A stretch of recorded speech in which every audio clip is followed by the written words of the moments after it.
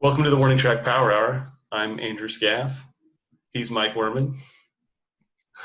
We're going to talk today about the NFL quarterback primer then for this season. We're going to be leading in today with the NFC South and AFC South divisions.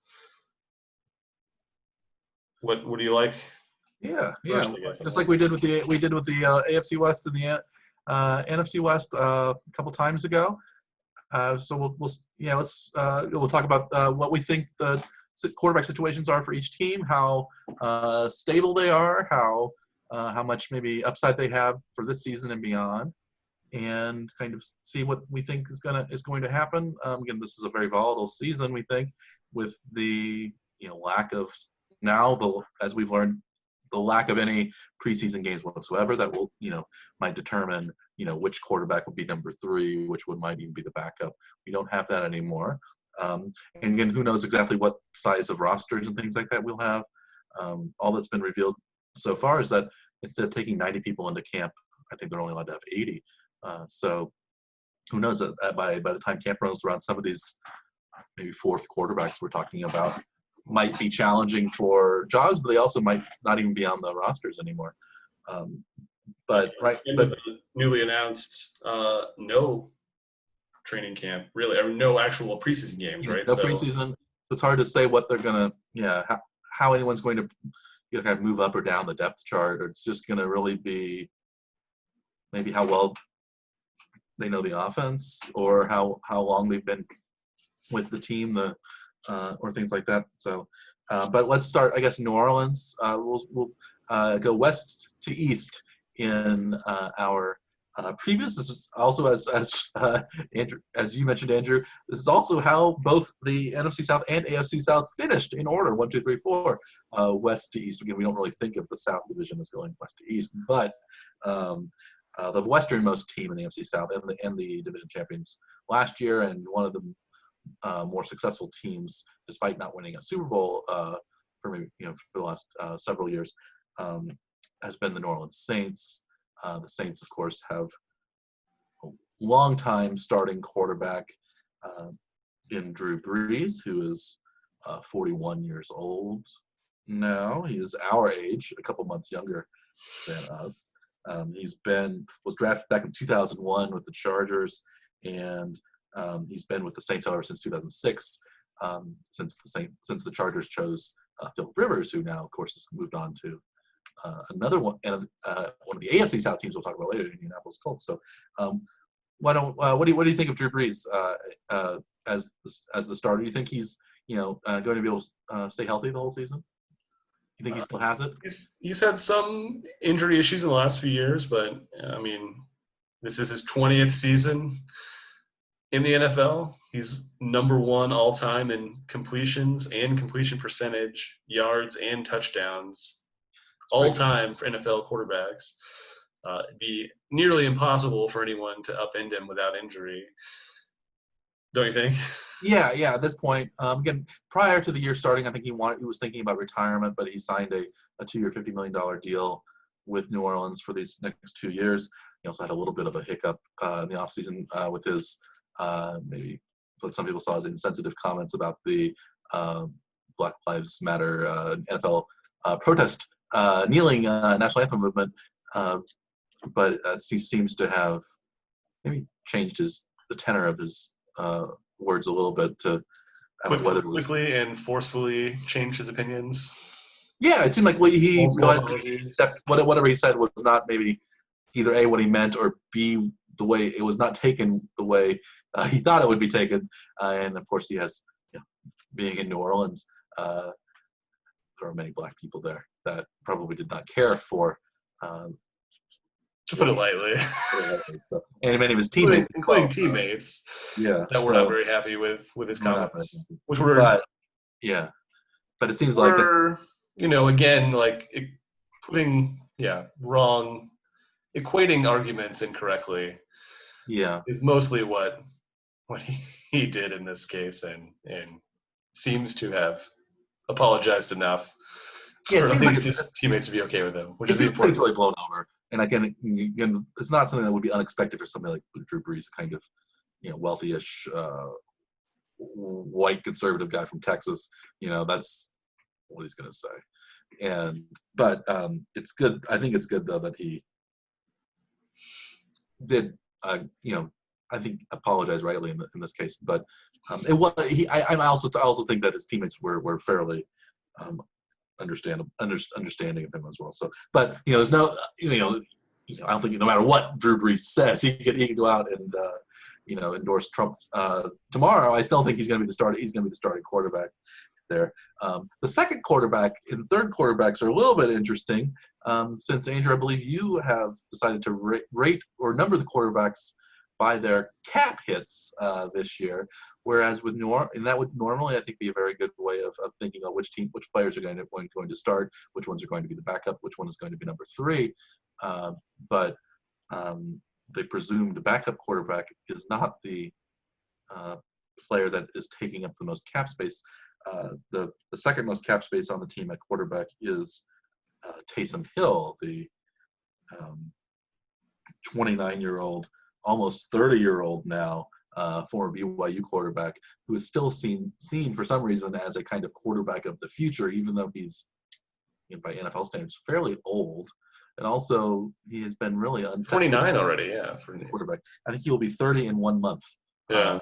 So in BYU, again, he probably went on some Mormon mission during for 2 years while he was in college. So he was probably 24, 25, maybe even when he graduated.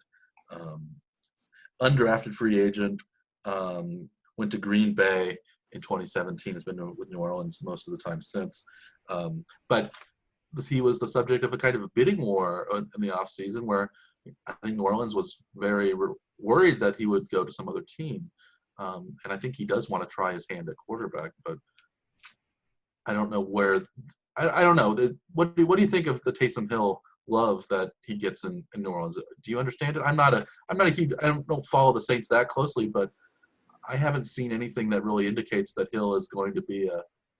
It seems like they want to design an offense around him essentially, and they've used him in a lot of scenarios in the last season. I guess he had 33 pass attempts or rushing attempts last year, and did end up with, I think, 13 first downs from those and a rushing touchdown from those plays that he did get into.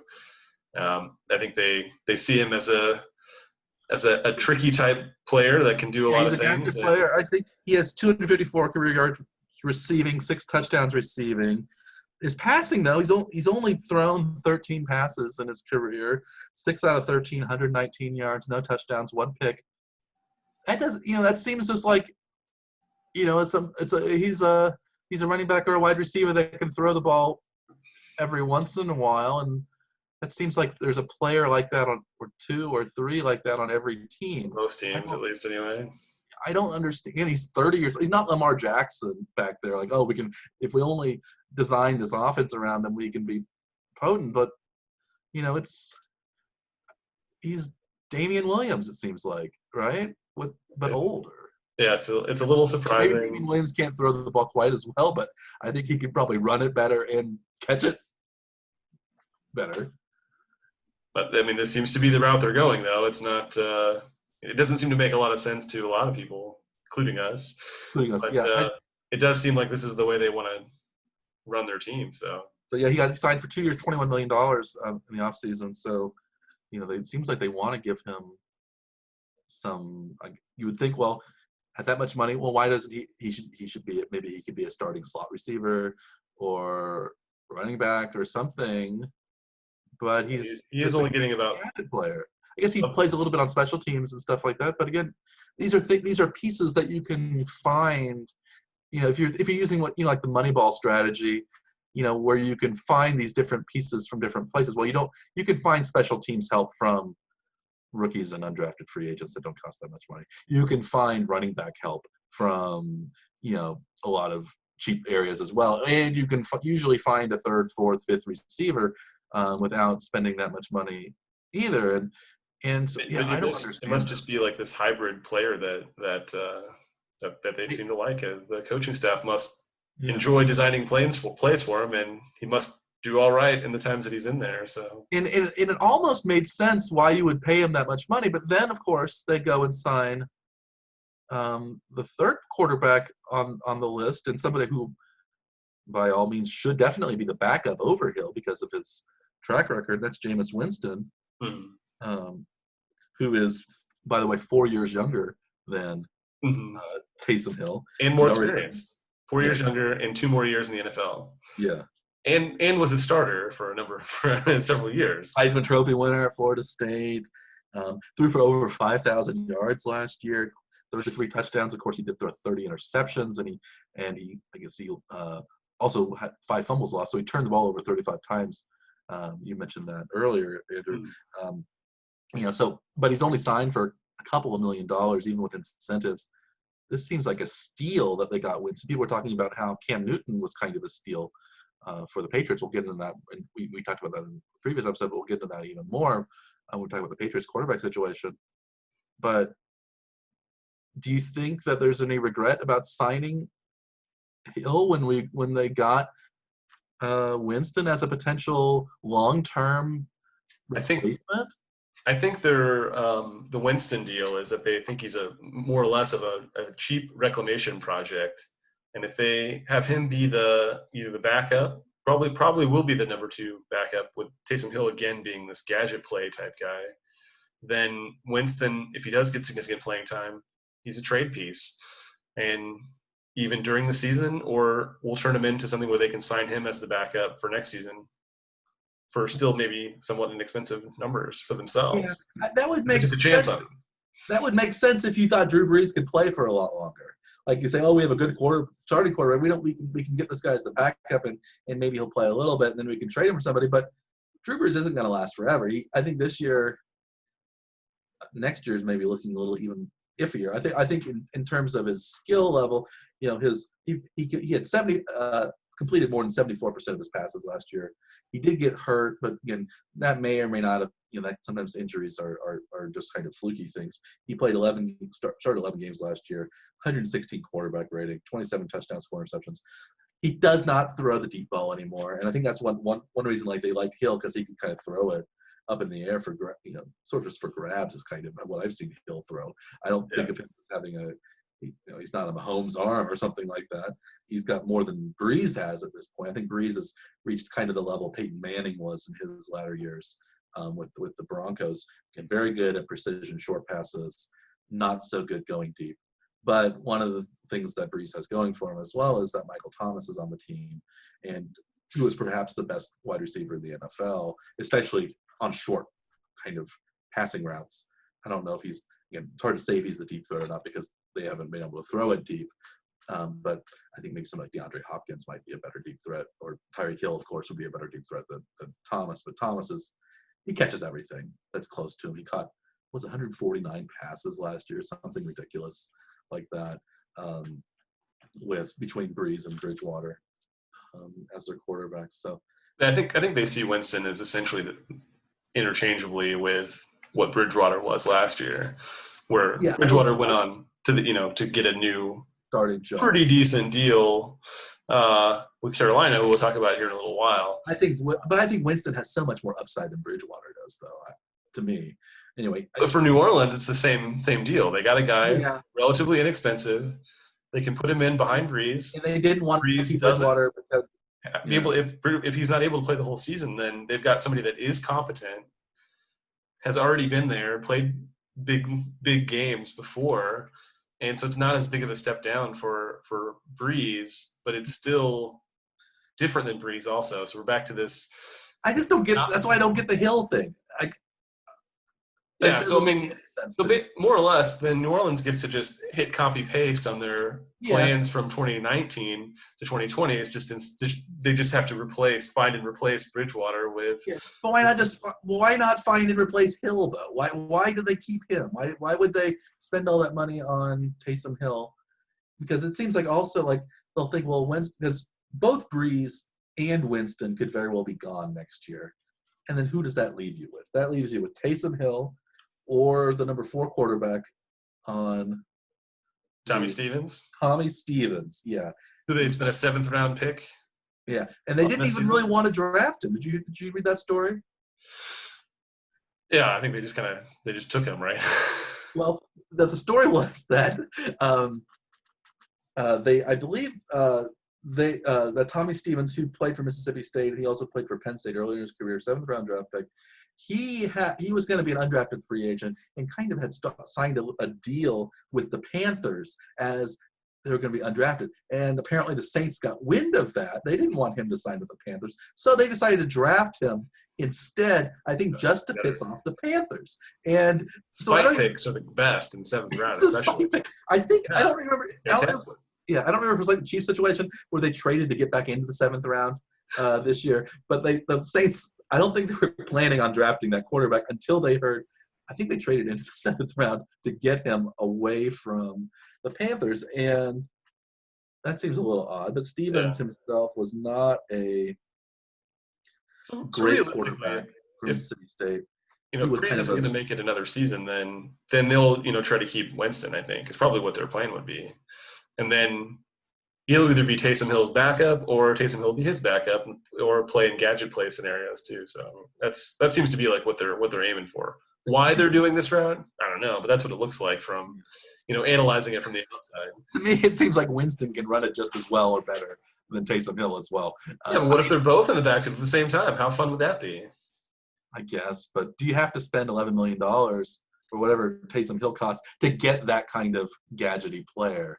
Well, this season he's only costing the team a little less than $5 million so as the way his contracts. Next year though, he's it's 2 years, $21 million.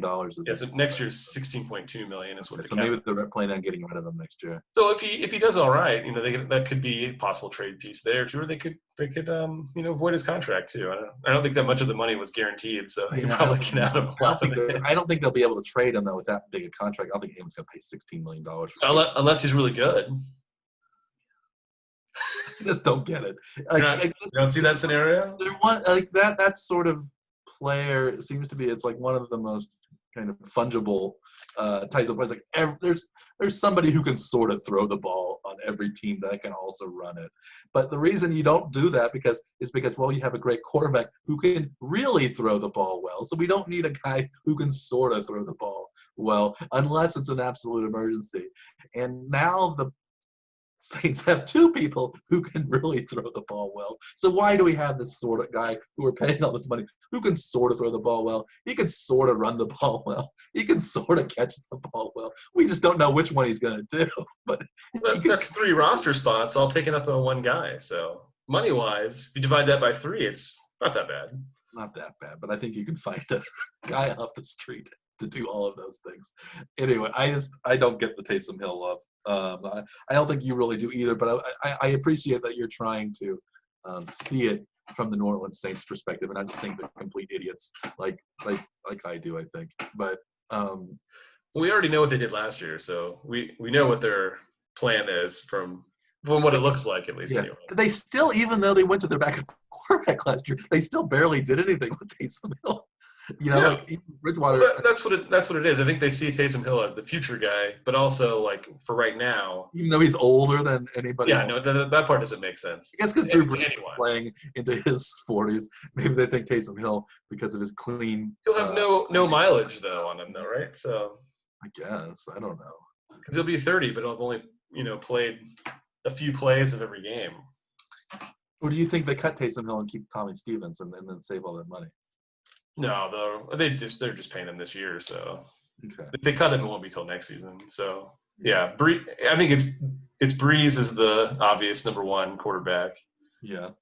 Winston, I think is the same as Bridgewater from last season, so he's the number 2. But Taysom Hill may get more playing time than Winston over the course of the season if Breeze stays healthy. Yeah. So. But if Breeze doesn't stay healthy, then Winston will have more playing time than Taysom Hill in the long run. And then Taysom Hill will probably have less playing time with Winston in there, I would guess, than it'll be the same. Breeze? He'll get 1 or 2 plays every game no matter what. Yes. Just random plays. Winston's a more mobile quarterback. There's a reason that Winston won the Heisman Trophy and that Taysom Hill was a undrafted free agent out of Taysom Hill didn't have 35 turnovers last season. That's what they see. in If value. if So that he can Taysom Hill sign played Winston as for a many cheap contract. snaps as No, that's Jameis Winston, I would say Taysom Hill would have more than 35 turnovers because it was a pure money play for signing Winston. he's thrown 13 passes in his career. He's thrown 1 interception. If you extrapolate that, that's by far more interceptions than Taysom Hill and then Jameis Winston threw last year. So Statistics only tell you what you did. yes, and Taysom Hill as a James was also only one time he only threw either of those interceptions. He's not necessarily going to throw those interceptions in a different offensive scheme. I think this is up there. The Hill love is up there with the Jordan Love with me as an NFC odd quarterback story. But yeah. It doesn't make any sense to me. But I'm glad that you see some wisdom in the. I'm not saying it's wise. It just is what their plan has. I think they lucked into getting Jameis Winston as their backup. In a year where for some reason people wanted to keep their crappy quarterbacks like the Chicago Bears and Jacksonville Jaguars we'll talk about and other teams like that would don't want a marginal to significant upgrade. They only want a kind of home run upgrade if they're going to upgrade their quarterback. And I don't know if that's the right. But I do think though Breeze decides to retire after this season. They could easily sign Jameis Winston to a longer deal. Well, maybe Jameis Winston will say, "Well, I want to go someplace else now. I proved myself. Somebody else is going to pay me more." They could do that, but the team should be thinking of that as from the perspective of, well, now we have the inside track because we took a chance on him when no one else did. So they could, but they could also say the Saints could also be left with Taysom Hill as their starting quarterback next year, and I think that would be disastrous. But So what do you think they do? Does Hill move up to the 2 spot in the depth chart for this season, or does he stay at number 3? No, it's got to be Winston. I think Breeze is the definite starter. Winston's the definite backup. Although at this point in their career, I might rather have Winston for his upside than Breeze because Breeze has kind of proven he's a very solid quarterback. He hasn't been able to win big games lately. He hasn't been able to throw the ball deep lately. All he does is kind of dink and dunk down the field. They got Michael Thomas. Alvin Kamara did not have as good a year last year as he previously did because he would just score touchdown after touchdown after touchdown. He didn't do that last year. I think the Saints, I don't know. I think they're in danger of growing stale offensively.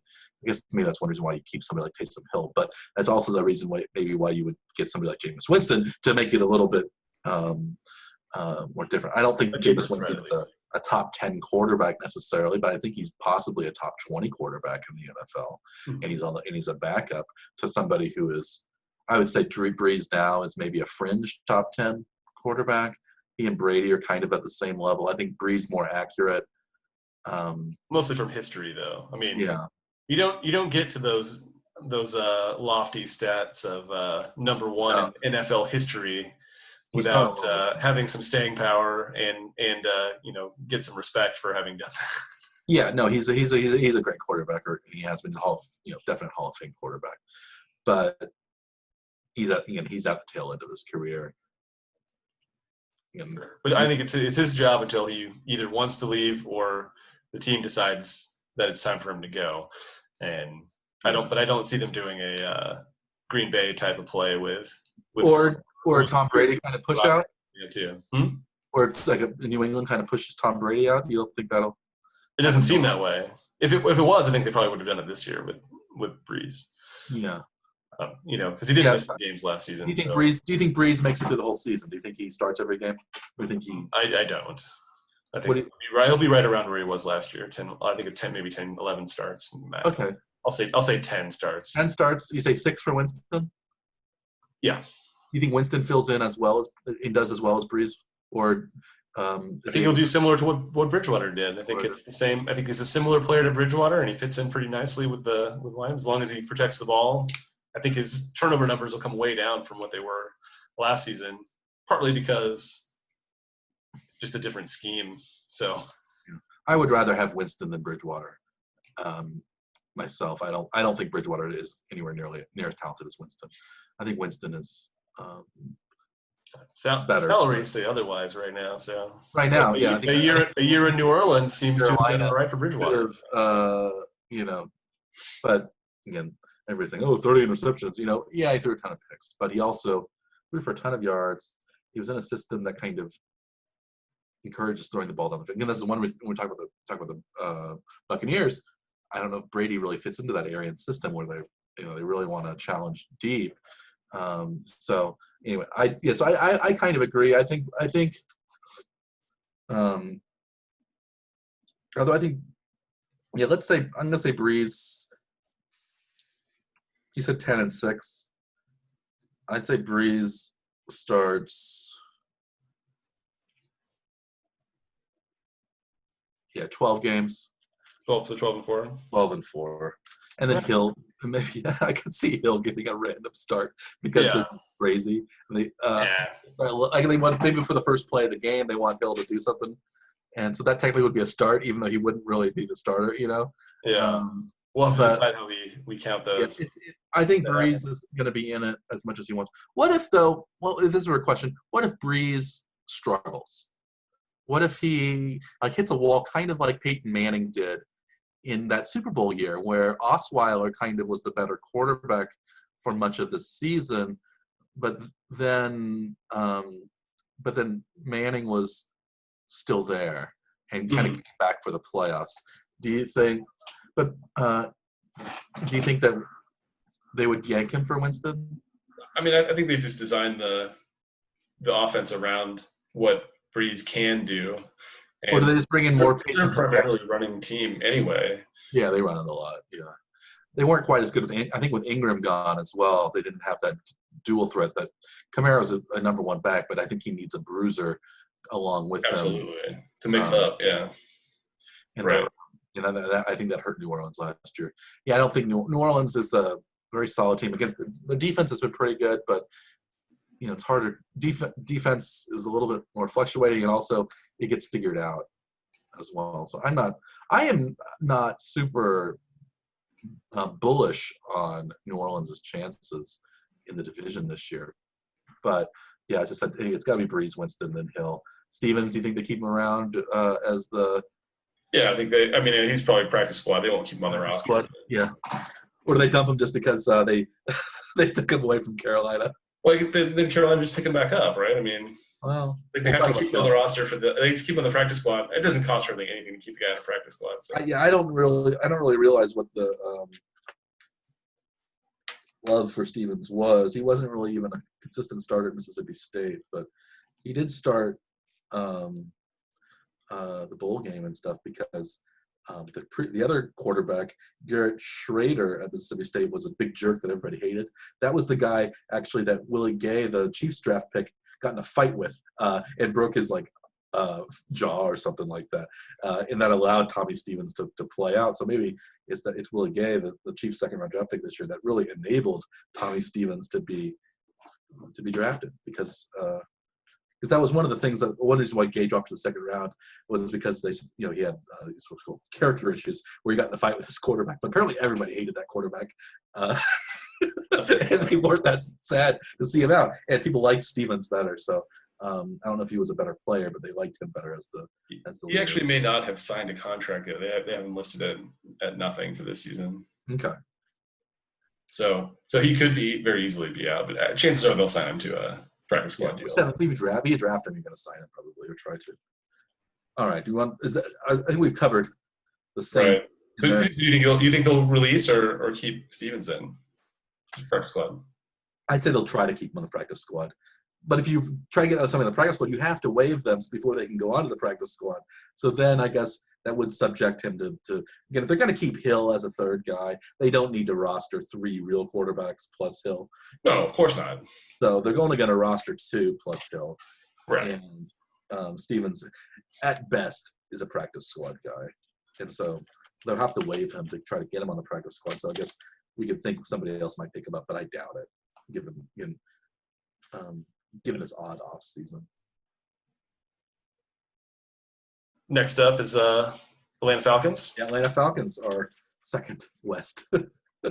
Another team with pretty entrenched starter. Been with the team for 12 seasons already. Matt Ryan. Matt Ryan. 2016 NFL MVP. He's actually won more MVP trophies than Drew Brees has. Although in the 2018 season, people were trying to give Drew Brees the MVP when Patrick Mahomes was the clear MVP because they wanted to make it a lifetime achievement award. But for some reason they didn't. I guess since Brees got hurt last year, they couldn't try to do that for him, and they decided, well, everybody's going to vote for Lamar Jackson. Even though Russell Wilson, I think, has a similar case. He could have maybe got Mahomes again, right? I mean, even though Mahomes got hurt, and yeah. Matt Moore didn't do terribly, so I think that actually hurt his chances.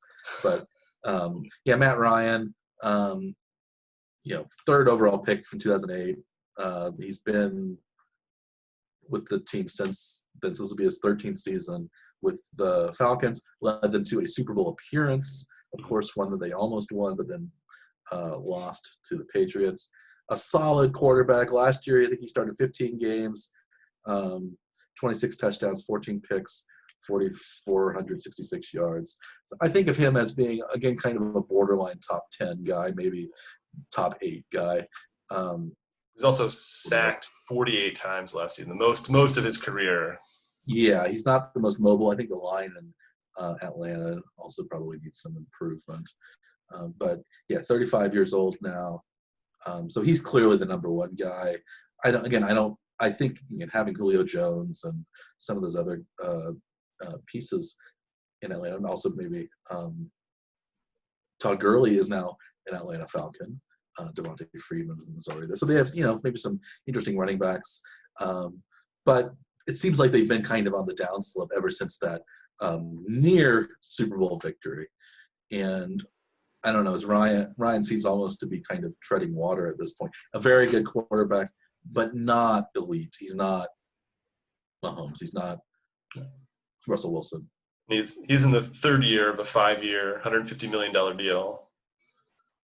Mm-hmm. Or if he plays it out, he'll end up with having $319 million career dollars earned, which I think is pretty impressive. Which is actually more than what Brees will have earned. $294 million would be his career number if he plays out his contract.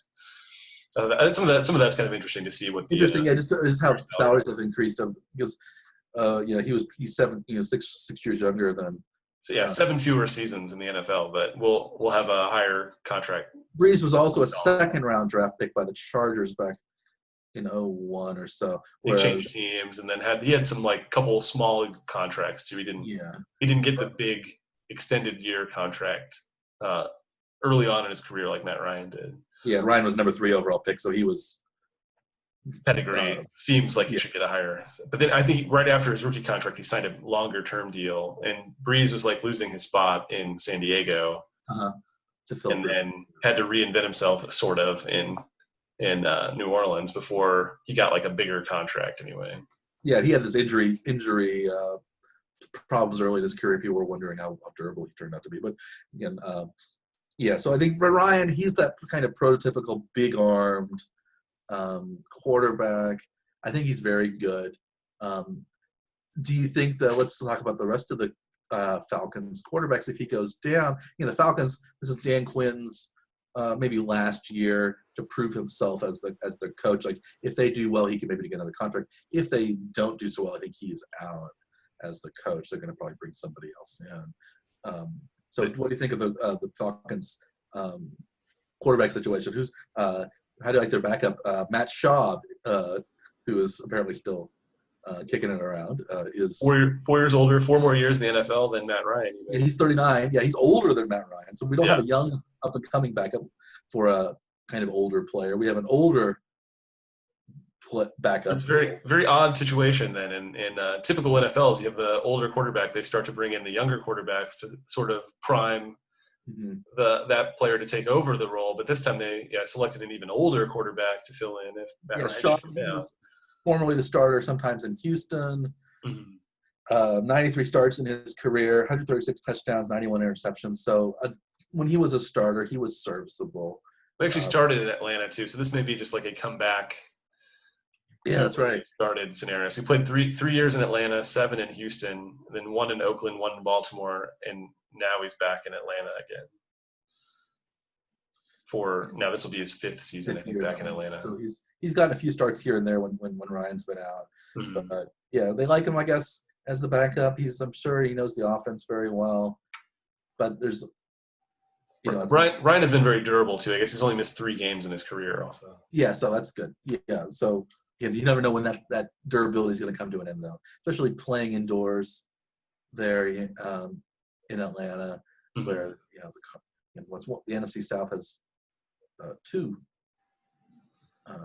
dome teams, and the weather is very, very nice for quarterbacks in the NFC South. Maybe that's one reason why these quarterbacks last so long. They don't have to really play in the cold weather very much. They don't have the elements don't really work against. Breeze is playing all of his games in a dome, and half the road games seem to be in domes too when they play Atlanta, and they have to play Minnesota every year. Yeah. Play Dallas, which is almost a dome. It's one of those, or they play those warm weather teams like when they go to the Rams or it's such a lovely schedule compared to maybe the AFC North or a team like or even the AFC West, even with the Denver. The NFC North, right? Minnesota's outside now, right? Yes, it is now. The new stadium's outside, yeah. Is it completely? I think so, yeah. Okay. I think so, isn't it? Oh, they're playing at the university for 2 years, though, right? They're playing at the university. I think their new one is a dome as well. Oh, maybe it is. At least a trackable roof. Green Bay's outside, and Green Bay's outside. Chicago's outside. Detroit's inside. Detroit is inside, yeah. So, but AFC North is Pittsburgh or Cleveland, Cincinnati. Baltimore's the warmest probably, and at least it gets cold and rainy and snowing in Baltimore too. The AFC East sounds pretty tough too, but then you go to Miami. So I think it's anyway. But yeah, so I think they benefit. Those quarterbacks in that division benefit from the nice weather, and they probably like playing in the domes as well. So Schaub, and then we have 2 other quarterbacks. This is Schaub's last season of his current contract. Okay, he's due to earn $2.4 million this year. If you're curious, and he also completed 75% of his passes last season too, so that's pretty impressive. That's very good. Yeah, so not too much of a cap hit then. Correct. If you were making $7 or $8 million, maybe you'd think, well, let's possibly get rid of him if we see one of these younger quarterbacks. There are 2 younger quarterbacks on the fringes of Atlanta's roster. One of these is Kurt Benkert, undrafted free agent out of Virginia. Mm-hmm. He's been with the Falcons, at least in some capacity, either IR or the practice squad since 2018, 24 years old. I don't know much about him other than that. Yeah, I just have that. Yeah, this is second official year in the league. I think because he missed a season, he signed a 2-year reserve future contract in 2019. So this will be the last year of his current contract. Okay, and then we also have another guy brought in, who was sort of a hybrid project that Bill Belichick had at one point. Danny Etling, 7th round pick for New England from LSU. He was a kind of hybrid quarterback, wide receiver quarterback. Again, this is a guy who's basically Taysom Hill, right? And he's on the fringe. He's 5 years younger than Taysom Hill. He could probably do the things just as well as Taysom Hill. At least I think so. And he's a fringe kind of guy. He could be a good, I think he's trying to make it as a quarterback, but he's in a practice squad. Yeah, so he was on the Patriots practice squad in 2018, so he's technically a Super Bowl champion then also. Yeah. He apparently officially changed from quarterback to wide receiver in 2018, and then he was claimed off waivers by Atlanta, and then signed to the practice squad that year. Came up to the active roster for 1 game, which was when Matt Ryan was injured. That Schaub started, and then immediately went back to the practice squad. He's in the first year. He's in the first year. But as a quarterback, I guess Atlanta is thinking of using him rather than as a wide receiver. They changed him back to quarterback. That's what he wanted. That's what Etling wanted to do, apparently. Yeah, because I think probably Belichick saw him as another one of the Taysom Hill type. Wes Welker, slot receivers who could kind of do a lot of things. Yeah. Edelman can do a lot of things too. He's he could throw occasional passes. He is a punt returner, play on special teams. You could probably stick him in the defensive backfield if you really needed to. He can absorb a lot of concussions and keep playing. Yeah, Edelman. Yeah, but I guess. Yeah, but I think you'd have to play him as much as you played Edelman to get that value out of him. Right. And I don't want to keep talking about Taysom Hill, who's not really a or it's just one of those things that really gets to me. It's like, why is this guy doing all this? What does he have? What sort of dirt does he have on the organization? But again, probably some New Orleans fans who watch this think he's the second coming, but I just haven't seen it. I usually just see him getting into the game and throw an incomplete pass. That's hey, he threw it deep, he challenged us, or kind of not quite catch something. Yeah. I see that a lot too. But anyway, Etling, yeah. So, what do you think of? What do you think of Atlanta's situation? The two old guys and the two young, unproven guys with basically no track record, nobody in between, which is maybe something that doesn't bode well for the future of Atlanta quarterback, especially for Ryan, because he's probably got 4 or 5 years left to him to his career if he plays. He's got 3 years left in his contract anyway, so that's probably what they're worried about right now. What if he gets hurt? Right. If he had a serious injury, then the team's plans get blown up immediately. Yeah, they don't have anybody. Because they don't have anybody. Unless you think Benkert, he's been star-crossed in his earlier years, or Etling can. I mean, Benkert undrafted, Etling 7th round pick, and then changed teams. So I think they're pretty equivalent as to what the expectation is anyway, and that's not probably future starter of the Falcons. This is another one of those things where would you bring in somebody like Kaepernick or not now. I mean, if there's an injury, then they would probably look for something like that. Bortles, whatever's left of Johnny Manziel. I think Bortles actually is on a roster. Is Bortles on a roster? Oh no, it's Gabbert that was. Blaine Gabbert, yeah. No, I get those two confused as well. Blaine Gabbert is on the. Are they not the same person? They should be. I knew when the Jaguars drafted both of them, and I knew they were both going to be terrible. Partly because of their names. Blaine. Yeah, both. I remember seeing. Well, we'll talk about Blaine. My experience of watching Blaine Gabbert in college. I wasn't in college; he was in college when I watched him. But pretty clear on the depth chart, though. Anyway, these are the same guys that were on the team last season. At least 1 and 2. I don't know about Benkert versus Etling. They've both been around a little bit. Who would you keep as the 3? Who would you keep as the? It seems like they've had Benkert's been around for 1 extra year, but Etling did make it onto the roster last season for a game. And would Etling be a kind of Taysom Hill gadget type? Could they put him on the roster? Yeah, I think they probably keep it the same as they did last year. And yeah, Ryan Schaub, Benkert, Etling would be the depth chart, my guess. Yeah, you really hope. And then Etling on the practice squad. Etling practice squad. Okay. Yeah. So do you think Ryan's been very durable? Do you think he makes it through this year? Mostly. I think he probably miss a game or 2 like he did last season. So I'll say maybe 14 starts. How about you? 2 for Schaub? Yeah. I kind of want to see chaos in Atlanta because it would just be interesting. I don't really want to see Ryan get hurt. But I don't know. It's it's one of those things where I think Schaub is a capable backup. So I think the Falcons would actually be decent with him there. If Schaub happened to get hurt, if Ryan got hurt, then that would really be.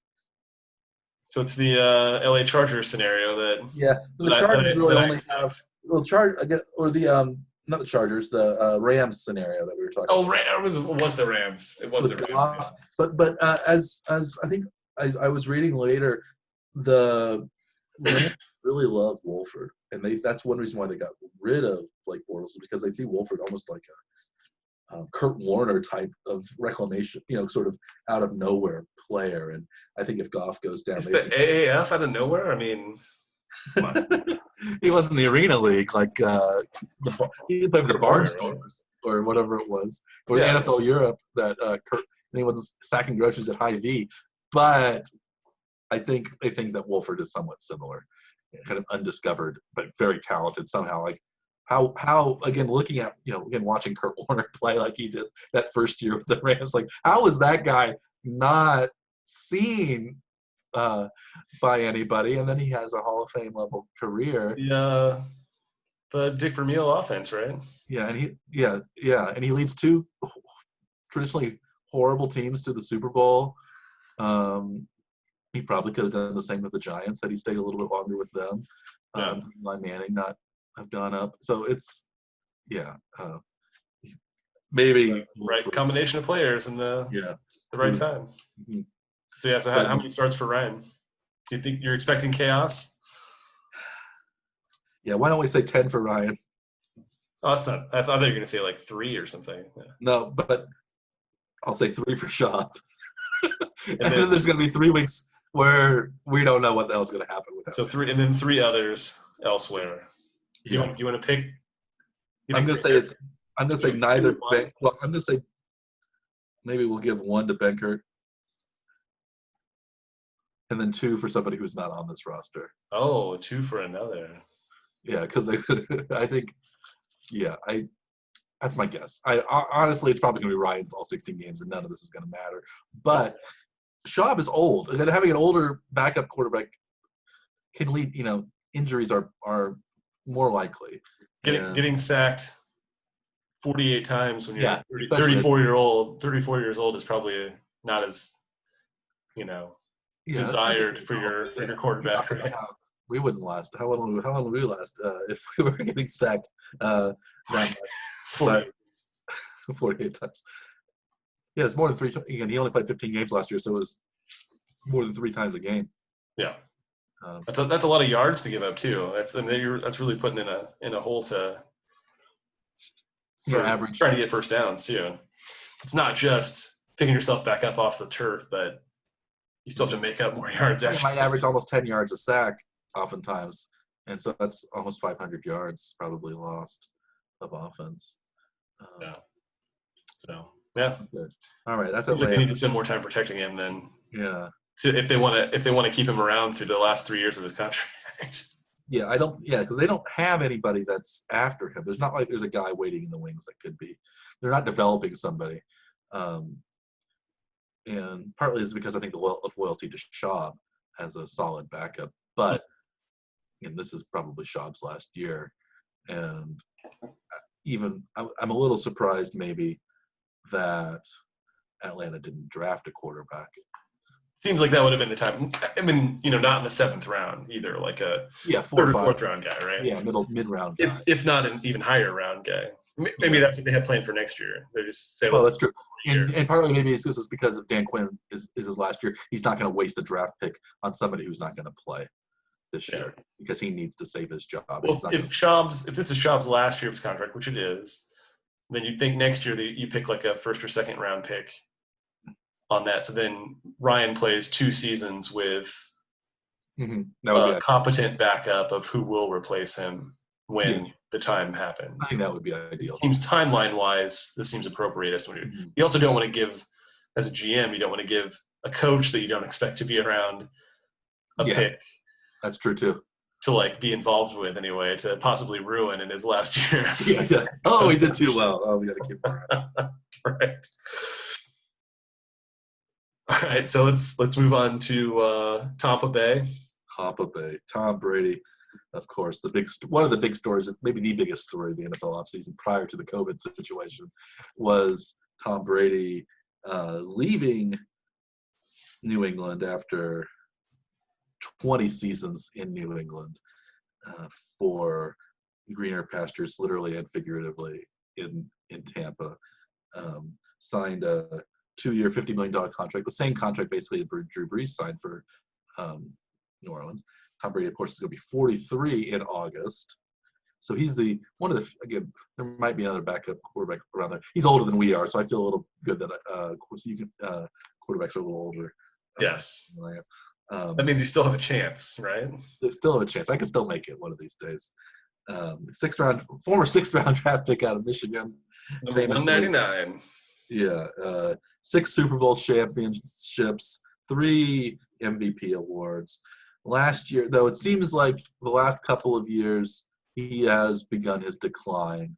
At least it seems a little. Maybe you could argue that maybe New England didn't have the weapons that it once did, but But last year he still threw six-time for Super Bowl champ, but also 3 more Super Bowl appearances, yes, and 4-time Super Bowl MVP, yeah, that's not bad. 3-time NFL MVP. Not a bad career, no. Yeah, 14 Pro Bowls, and was also national title holder in NCAA '97. Pretty He was he hadn't played yet. He was I think Brian Greasy may have been the quarterback at that point. He's got it. It's on his resume as a that was the he year was on a team that won the title. Shared it with Nebraska. That was the last co-champion year when Nebraska actually they destroyed They destroyed Peyton Manning's Tennessee team, and then Michigan just barely squeaked by Ryan Leaf's Washington State team. And some people thought, oh, Michigan deserves the championship this year. When clearly Nebraska, I think, was the better team that year, but Michigan, of course, being in the Big Ten and not having had a championship for a long time, they were number 1 the whole season, and Nebraska was kind of number 2, but Nebraska clearly was probably a much better team. And then they beat Tennessee, who I think was also maybe undefeated or was number 3 going in. Nebraska just throttled Tennessee in the I can't remember if it was the Sugar Bowl, one of the bowl games. In the Rose Bowl, Michigan barely beat. Yeah, because Ryan Leaf turns out to be a NFL superstar, and whatever happened to Peyton Manning. Right. Yeah. But anyway, yeah, Tom Brady did get that ring for Lloyd Carr that year. Then he only needs 12 more pass attempts to get to 10,000 career pass attempts, which puts him right now 3rd all time behind 2 quarterbacks? Most pass attempts in NFL history. Well, is Breeze up? Is Breeze ahead? So Breeze number 2. Probably Peyton Manning number 1. Favre, yeah. Favre. I was thinking Vinny Testaverde was probably my next guess. He was around so long. Speaking of guys who played when they were really old, Vinny played into his mid-40s, didn't he? I think so, yeah. He was not always available, but he was around. I remember, yeah. But yeah, last year Brady still threw for 24 touchdowns, only 8 interceptions, 4,057 yards. He looked very decidedly mortal, however, for much of the season, especially that second half of the season when the Patriots' schedule got tougher. In the beginning of the season, it seemed like the Patriots had like the best defense in the history of the NFL, but that was partly because they were playing, at that point, the tanking Dolphins and some other really bad offensive teams. Well, and their offense could stay on the field and minimize the defensive time on the field too, which really helps both sides of the ball if you can control it on one. Then they play the former Washington Redskins, now the Washington football team. I think we should talk generically named football team. I think that's in some ways the best nickname because it more perfectly describes who they are than any other thing. But it also protects everyone else from Snyder making a terrible choice as a name, irrationally as spite, which is most likely what he was going to do. Don't you think? I don't know. I have no idea. But I think it's a funny name, and I would like to get some Washington football team merchandise while it's still around, because I think that would be but that means they have to rebrand twice then. Something to have. That's fine. But yeah, so Tom Brady's gonna be he's got to be the start. They jettisoned Jameis Winston because in part they had Tom Brady coming in. So 2019 was Brady's lowest yards per attempt for a full season, also, which I thought was interesting at least. If he does play out these 2 years in Tampa, his career earnings would be $285 million, which is behind both Breeze and Matt Ryan. Interestingly, yeah, because Brady's a 6th round draft pick. He's a little older. He was very highly paid for some of his years in New England, but not as highly paid as other quarterbacks. I don't know that he was ever the highest paid quarterback. I think he was once or twice. Because he's only been on it's mostly been 2-year deals throughout his He's been a career. lot of He never I had think one a of his long 2-year deal. deals was very high, and then he's kind of gotten lower because Belichick famously does not want to keep a player around after peak value. Right.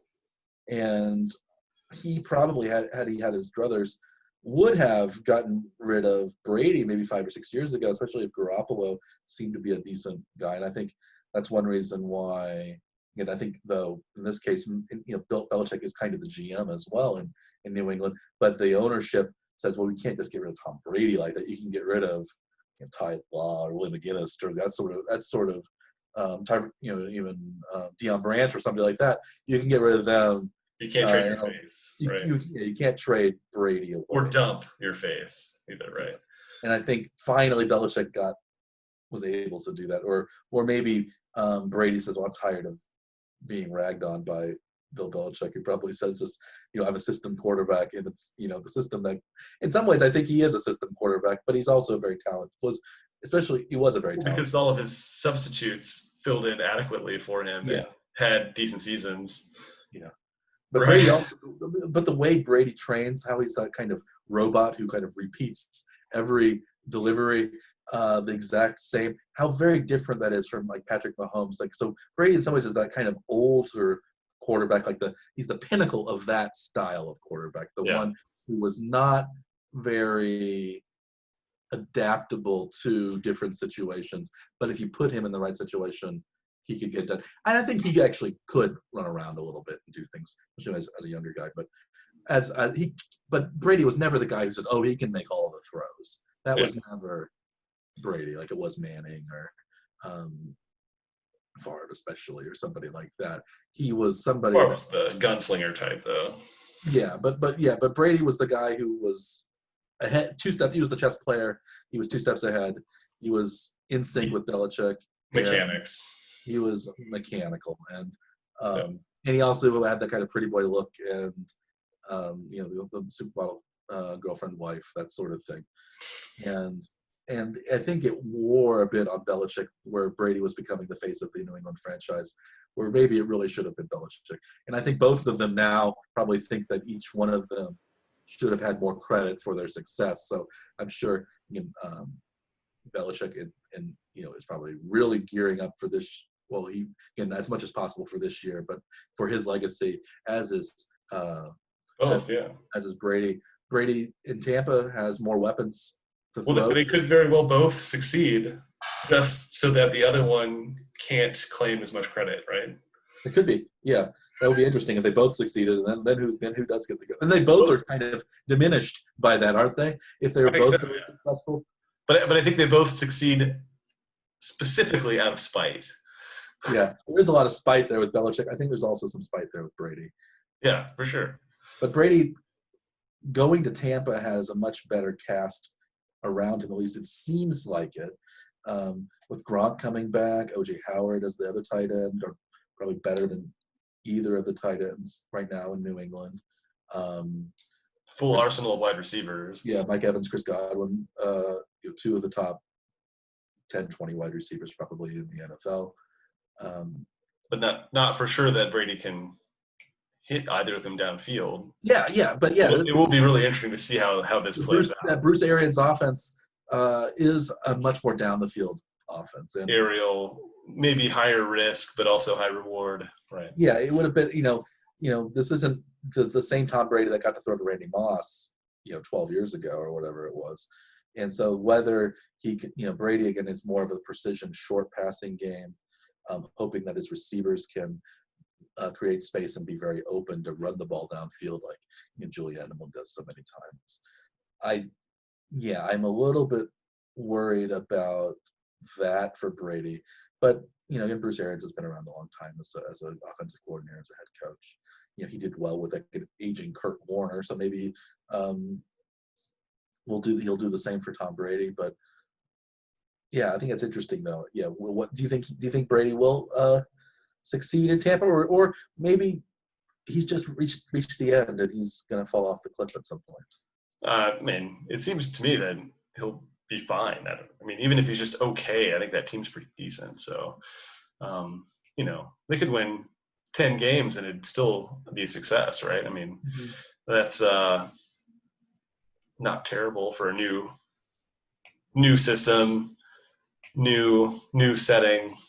I think 10, 11 games is still a success, and that's right around where they were last year too. Mhm. What do you think? I think, yeah, I think I'm not sure. I'm not, because there were at times, at least when this deal was announced, Tampa became kind of this sort of sleeper. They're not even sleeper, kind of a Super Bowl pick out of the NFC. If they do happen to make the Super Bowl, the Super Bowl will be at their home stadium. It's being played in Tampa this year, which has never happened. Even though we've had some good teams that have had Super Bowls at their home stadiums, it's never ended up matching up that way. So it's possible that that could happen. The uh, the the NFC South, I think, plays the AFC West this year, so the Chiefs travel to Tampa to play, and that might again a rematch of the 20. Always on the road to play Tom Brady. Yeah, it wasn't New England; it was Tom Brady. That was the thing. Um, I don't know how much. Do you think a deflated football will fly as far in the muggier climes of Tampa? He's never really gotten to play a whole lot of games in warm weather areas, Yeah, right? well, he doesn't do very well against Miami. That's one of the teams that he has struggled against. Maybe it's the Heat. I don't know, but you would think again, I don't know exactly what the Tampa offensive line is like. They need to really give him time if he wants to throw the ball downfield, and that's a big question. Their skill position players are very good. I don't know how great the Tampa defense is anymore, but um, yeah, I've been thinking that Tom Brady was going to fall off one of these years, but he hasn't so far. But he wants to play till he's like 45, 46. So Yeah. Well, if he um, plays out this 2-year deal, then I think that's a decent place to call it quits if he does it right. yeah, If they get a whiff of the late playoffs, then I think that may be enough for him, especially if the world is still in disarray that time. yeah. In Florida, yeah, who knows what's going on with COVID in Florida too? It's the Yeah. Well, um, so backing him up though, we've got because Brady's the obvious number one quarterback there. They didn't bring mhm, him in to pay him $25 million a year to not start him, right? mhm. So we've got Ryan Griffin Oh, you mentioned Griffin first. Okay. in his He's, 7th season, 30 years old. yeah, he's been with Tampa since 2015, undrafted free agent out of Tulane in 2013. His Hmm. only action was as, I guess, he was technically the backup last year to Winston. Um, and we'll tell you why he was the backup last year instead of somebody else. Um, our old friend Blaine Gabbert Oh, last right. Yeah, year. Ryan Griffin is being paid slightly more for He this plays slightly season. more. He's in the second year of a 2-year deal. He'll make $1.6 million this year. Okay. Griffin, though, I believe he had 4 passes attempted in 2019. That Yeah, was he was 2 for 4, 18 yards. He played one series where Winston banged his hand on somebody's helmet or something. He was out for like a series, and Griffin was in there. So he did actually play last year as the backup hmm, and threw some passes. Um, so do you think he's 30 years old? Is that right? Is that what you correct. Yeah, said? And then Blaine Gabbert's also 30 years old. That's Blaine 10th Gabbert. season. Yeah, he's been around a lot longer. Former number 10 overall pick from Jacksonville Jaguars in 2011. He's bounced around a ton. Jacksonville to San Francisco to Arizona to Tennessee to Tampa. He was on the IR last year. He hasn't been a full-time starter since 2012 when the Jacksonville Jaguars realized they made a horrible mistake in drafting him as a starting quarterback because he was terrible. And if they had listened to me watch him in college, I could have told them that he was terrible. He actually had a couple of good games against some hapless opponents, but it was mainly because they were hapless rather than he was full. Do you think they had that Arrested Development moment where they actually said, "I think I've made Yes, a horrible mistake"? I think so because again, partly that name, Blaine Gabbert, it just sounds terrible. He's from your favorite city of St. Louis as well. They told you As that from the beginning that it wasn't he and working. Blake Bortles are forever linked in my memory too, partly because they were both busts drafted in the first round by Jacksonville, whom I could have told you again. Not that I'm a quarterback expert, but I knew that neither of those picks was very good. But it's a silly B first name followed by a gibberish last name, Bortles or Gabbert. Those are Blaine words. is a. Would you rather be named Blaine or Blake? What would you prefer, Blaine or Blake? Pretty tough.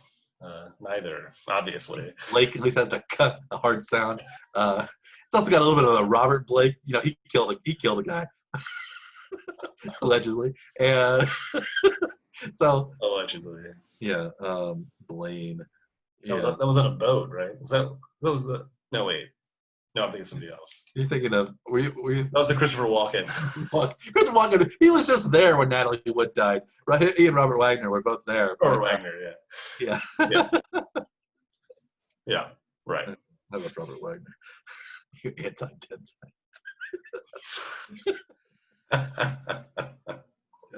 All right. Blaine Gabbert, quarterback rating lifetime of 71.7, 48 touchdowns, 47 picks, 48 games started in his career. So he's at least, I think he is a backup quarterback. I think he's compared to the Atlanta Falcons situation, I think he's at least as good as Schaub. I think he's probably better than Schaub, younger, more athletic. He could probably still run a little bit. I would pick him ahead of Griffin as my second quarterback for sure. Well, they got him for a bargain, contract-wise. It's only like 1 year, $1.2 million deal. Is all that's in this for Tampa. Yeah, but they're not really expecting him to play a lot with Brady there anyway. So no, but they might need him to. Again, if Brady goes down, which is a possibility with an older quarterback, even any quarterback. Sure. It's not, you would like to have somebody with upside as the backup, or at least competence, and maybe Gabbert almost has that. But if something does happen to Brady, they only have 4 career NFL passes in the last 6 or 7 years. Yeah, well, that wasn't a lot different from, let's say, the Chiefs situation when Mahomes went down. True. You know, they had Henny or Matt Moore, and they hadn't been in the league much, yeah. So and neither had been but they were, again. It depends on how well your backup prepares, and if he's a consummate kind of professional, like maybe Schaub is probably like that. Moore and Henny are both. It turns out to probably be like that. Yeah. Maybe Gabbert by this point realizes that's who he is, or Griffin. Yeah, the other choice is the fourth quarterback, Reed Sennett. Yep. Undrafted free agent at the University of San Diego. He only started 1 year in college as the starter, so he is probably the definition of undefeated in his conference play. Apparently, what conference does U San Diego play in? It's the Big West. Pioneer. Pioneer. I think it's Pioneer. But he had 32 touchdowns and 6 rushing touchdowns in his UCSD. That's pretty good. Yeah. Not bad. I don't think it's not UC. It's not. No, it's just University. There's San Diego State, and then there's University of San Diego. This is a private university. It's a Catholic school. I actually saw U San Diego play a game against Yale when I was a early graduate student. I went to my first game at the Yale Bowl. Only went to a few games. Most of them were against Harvard. But I did go to the first one, U San Diego. Do you know who the coach was in 2002 or 3 at the University of San Diego? But former NFL quarterback, former NFL coach, current Big Ten coach. Jim Harbaugh was the quarterback of University of San Diego at that point. Really? Wow, he's gone quite a career path since then. Then he went to Stanford, and then 49ers, and then to Michigan. Yeah.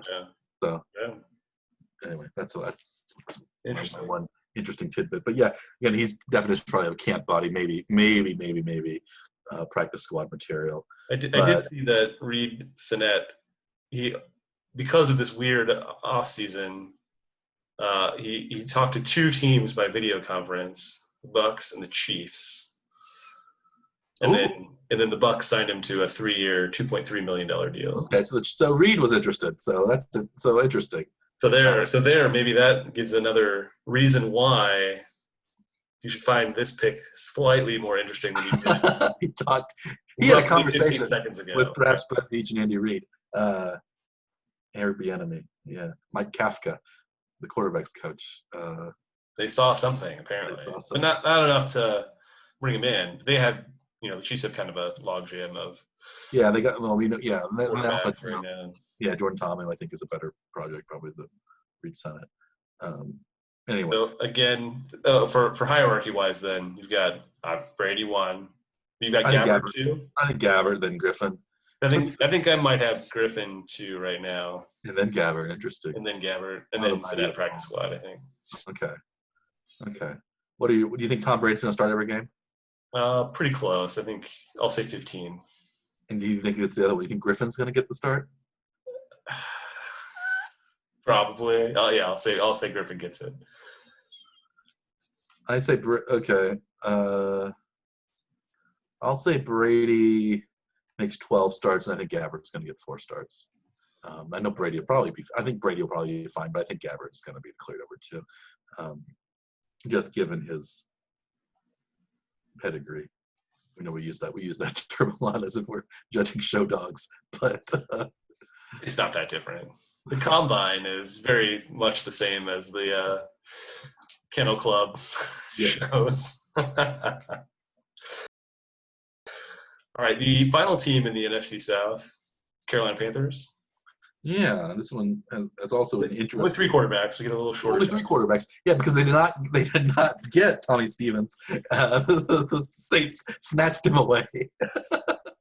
So new quarterback, new head coach Matt Rule is Baylor, right? Out of Baylor, yeah. Former coach. He was also the coach of Temple University, which we'll mention, which is an interesting connection because one of the quarterbacks has a Temple connection at the Panthers. So the starter, it seems like, is going to be Teddy Bridgewater, who was the backup last year to Drew Brees, who started a few games when he was injured. He had, before that, been with Minnesota. He was originally a first-round pick by Minnesota, number 32, but still a first-round pick by the Vikings. He started a couple of years with the Vikings. He ended up hurting his ACL. So then the Vikings actually decided to kind of jettison Bridgewater in favor of an even more likely person to tear his ACL in Sam Bradford. I don't remember how many injuries poor Sam Bradford has had, but it's been a lot. Probably all of the injuries, right? Every knee injury, probably 3 times each knee. Then in 2018, he went to the Jets. Then he got traded to the Saints for a 3rd-round pick from the Jets. And so the last 2 seasons he's been with New Orleans. He started 5 games last year and had a decent outing. 9 touchdowns, 2 picks, almost 1,400 yards passing, almost 100 quarterback rating. But then he signed a pretty big contract with which was his highest QBR for his career, actually, was that 5-game stretch there. Yeah. Again, is that a system thing, or is that Bridgewater coming into his own? But that's what helped him go from a 1-year, $7.3 million deal with New Orleans to a 3-year, $63 million deal with the Panthers then. So that's quite a stepping stone to go off of from having a good season in relief of a good quarterback, which I think is the same scenario that we now have with Jameis Winston in. Yeah, and you also bring in Bridgewater instead of Cam Newton, who again, the question is whether Cam Newton can be healthy. But I think all of us, if Cam Newton is healthy, we'd rather have a healthy Cam Newton than a healthy Teddy Bridgewater. I'd rather have a healthy Jameis Winston than a healthy Teddy Bridgewater. But Bridgewater got the big contract. After a good season, though, it seems like he earned it. I guess. We'll see how much it was system and how much it was Bridgewater, though, I guess, in probably in the first couple games in Carolina, right? So maybe Bridgewater will be a solid starter. I don't think he is. I don't think he's the long term. He's only 27 years old. Yeah, 7th year in the league. So he's been around for a while. So that's somebody's got going for him. So maybe he's younger than I thought when I looked into this. Mm-hmm. But yeah, so and for, as far as starting quarterbacks go, 3 years, $63 million is not a ton of money to invest in a starting quarterback. I don't know. Again, probably the best Panthers player offensively is Christian McCaffrey, their running back, and so if they anybody can hand the ball off to him and then they can throw it down the field, they can do pretty well. I don't think Bridgewater has the big time arm. He's not a downfield threat, but I think he's pretty accurate. He's not the runner he once was since his knee injury, I don't think, but he's an okay starter. I think New Orleans got away with something getting Winston instead of keeping Bridgewater around as the backup, even though again, they kept Taysom Hill for some crazy reason. But more or less, it actually ends up being with Taysom Hill just got the difference between Bridgewater and Winston's salaries for this coming season. It's almost exactly the same.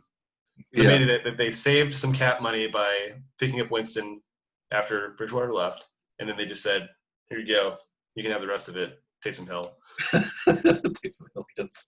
Well, and then I think it's interesting. Do you think Bridgewater's the long-term solution, or do you think that this number 2 quarterback for the Panthers, who was a third-round draft pick last year, Will Greer from West Virginia, he started 2 games last year. He didn't do so well. He threw 4 picks, no touchdowns, 33 passer rating. Plus a fumble in those, yeah. That was when the Panthers were terrible. So he was their third quarterback. It was Winston. I know Winston. It was Cam Newton who got hurt, and then Kyle Allen got hurt, and then it was Will Greer.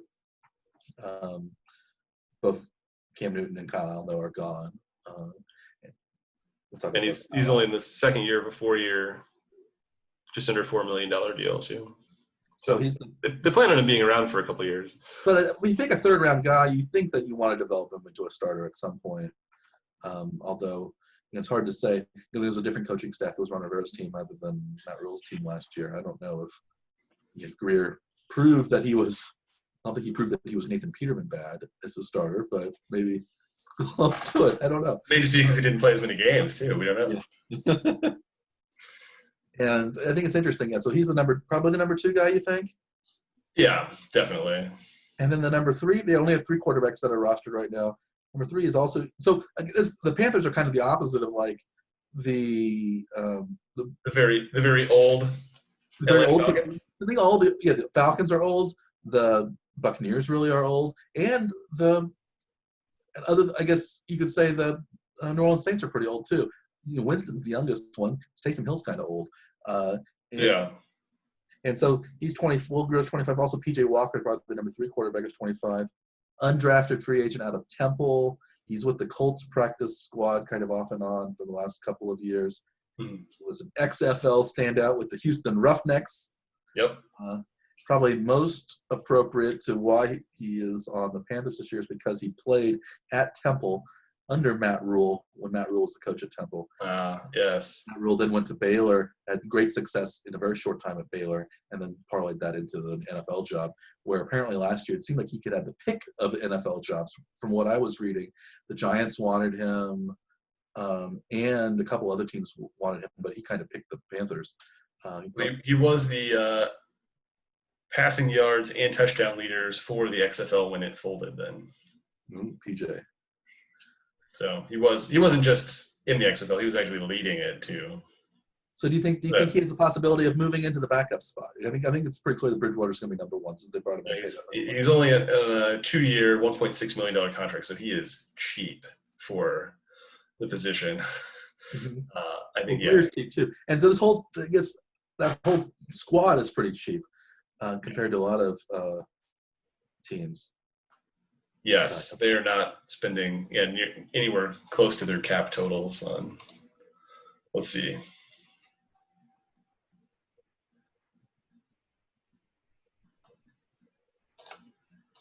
Yeah, it was not a whole lot.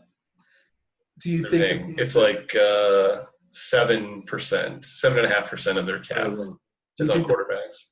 So do you think the Panthers maybe would be in the market next year for a bigger name, or would they look for a first-round draft pick to challenge? Like, would they? This is something that we might talk about when we talk about the Jaguars, the kind of tanking for Trevor Lawrence. Do you think the Panthers are in that boat? I think their quarterbacks are young enough that they may see this as a 2-year plan, and if it doesn't pan out, then they probably go back to the well. Yeah. But it looks like, based on where they are in their contracts, it seems. Will they give Rule though that many years to try things out before? One of the it'll be interesting to see what Rule does. If his offense is similar to the college offense, then I don't know how McCaffrey's going to fit into it as well, because they were almost all passing. Yeah, but McCaffrey is great out of the backfield catching the ball, but it's hard to say what his usage is going to be. And one of these things about the long-term NFL plans, those are always complicated by the short-term to mid-term coaches' plans, because they have to succeed relatively quickly, and the GMs have to succeed relatively quickly, or else they're going to get fired. They don't have 4, 5, 6 years to build something like even you might have in baseball or some other sports. The NFL, it cycles very quickly. So it's, as former coach Terry Glanville once said, the NFL stands for not for long. I remember that he was yelling at some referee. He was, the NFL. I think this is when Jerry Glanville was the coach of the Falcons or something. You remember Jerry Glanville? He was with a cowboy hat. Yeah. Crazy. Anyway, and we don't have any like kind of cowboy hat wearing coaches as much anymore. Maybe fine. That era can go away. That's probably the best. John Gruden would wear a cowboy hat, wouldn't he, if he could, rather than probably a visor. So how many games do you have starting here? This is hard to say because Bridgewater hasn't played a whole season since early in his career at the Vikings, I guess. After Bridgewater, it's a little bit suspect too. I think even with Bridgewater as a long-term starter, that's not a guarantee of success either. But I'll say Bridgewater gets 14 games. And Greer maybe starts the other 2. Actually, maybe Greer and I don't know if I want Walker. I would say Walker has an inside track because of his track record, but Greer is a higher draft pick. Let's say Greer gets 2. I'll just say Greer gets 2, but Walker might play. So you got Greer in the 2 spot then as the. I have Greer as the 2 spot. Yeah. Simply because it's too early to write him off at this point. Yeah. Especially without not spring training, but without training camp and preseason, it's hard probably to lose your spots or gain a spot like through bad play. So you'd have to. Right. I don't know. Maybe you can determine that through practice, but it's going to have to be through practice, right? There's no other mechanism to look at anything unless they get in the games, and then practice. Well, I think I'll say that Bridgewater starts 13 games, and then I'll say that Greer gets 2 starts and PJ Walker gets 1 too. Ooh, is that because of an injury or because of problems with Greer? I think they'll just want to try out PJ Walker. Okay, that could work. I could see that. I think it's like late in the season sort of thing. Yeah. We're picking all these quarterbacks to get injured this year. Not necessarily injured. It's just removed to play all the games, right? Yeah, that's true. Again, it might be COVID related. Yeah, you never know what's going to happen. They could just be tired, or they have, family issues they have to deal with. It could be anything. Yeah. What do you think? So that's the NFC South, I guess. Who do you like to win the NFC South? Should we have that prediction, or should we just move on to the? Let's go ahead and let's say. The Saints have been pretty dominant the last few years. Tampa should be up and coming to some extent. It could be a dogfight. I kind of see Atlanta falling a bit. Their quarterbacks are just so old. I don't know. I think maybe Tampa actually wins the South this year. I was thinking that as well, actually, because I think New Orleans is holding steady, maybe a little on the decline, because all their guys are getting a little bit older. I don't think they brought in anybody that's really gonna be a kind of second offensive weapon, second wide receiver, maybe opposite Michael Thomas or. You know who it's gonna be, don't you? Taysom Hill. He's gonna be the Gotta be Taysom Hill. well. Then the Saints are one step ahead of me, and then they're gonna be number one. I think Tampa. I think as well seems like they have the pieces to do it. I think, as I said, I think Atlanta's on the decline. I think Maybe New Orleans lost a step because New Orleans of. really lost a step. Atlanta's on the decline. Carolina, I think, is just Maybe they just missed their chances from bad official calls. it could be too. I think Carolina is a mess for a while. Yeah, I kind of like Tampa as well. Not because I like Tampa, but You expect it, is what I you're saying. see it as a default position because You have no faith in Taysom Hill. nothing with Taysom Hill. I don't really have that much faith in Drew Brees either. I see him as a very good. Again, one of these things that's a little bit odd, I think, is in terms of the top two quarterbacks in terms of passing yards, touchdowns, all of that stuff are Brady and Brees. I wouldn't put them in my top 5 quarterbacks. Everybody says Brady, so he was on a good team. He was on very good teams, and there's guys that like I would rather have. Probably, I'd say Manning in his prime was a better quarterback than either of those two. And right now, Mahomes is. I think there's more, even that someone like Russell Wilson can do than Brady and Brees right now. I don't think there's that big a gap between somebody like Brees and Philip Rivers. And again, maybe but system, I think. The Chargers kept Rivers over Brees. Yeah. Brees has won as many. He has one more Super Bowl than Philip Rivers, I suppose. But I just think the Chargers are not very good. Yeah, I don't know. They didn't see how to use Brees appropriately, and New Orleans figured it out. They did. And so wherever Rivers goes, he's going to be a step behind because of his time with the Chargers. maybe. But we'll be talking about Rivers here in the next episode of this 8-part series on the NFL division. Inexhaustible 8-part series that seems interminable 8-part series that seems to be growing each time. But I think it's good. We're nothing if not thorough here at the Warning Track Power Hour. All right, Andrew. That's all the time we have. I'm being alerted by our legion of producers who are constantly watching the clock. That's all they do, it seems like, is sit in a big room with a little clock, and they say, we've spent way too much time on the NFC South, more than any other amateur broadcast has any right to spend on the NFC South. So with that, our primer on the NFC quarterback situation for the 2020 season has to come to an end, and so I must bid you farewell. We will come back very shortly with another installment from our 8-part series on the NFL quarterback situations with the AFC South, which I'm sure will be just as riveting, if not more so, than this lively discussion was. So, as always, I'm Mike Werman. He is Andrew Scaff. We are the Warning Track Power Hour, and please like and subscribe to our little channel that we have going here, and we'll be back with much, much more content in the very near future. And I bid you all a good day. How's that, Andrew? Perfect. Nailed it. Nailed it. I'm sure we did. We're getting so much better at this.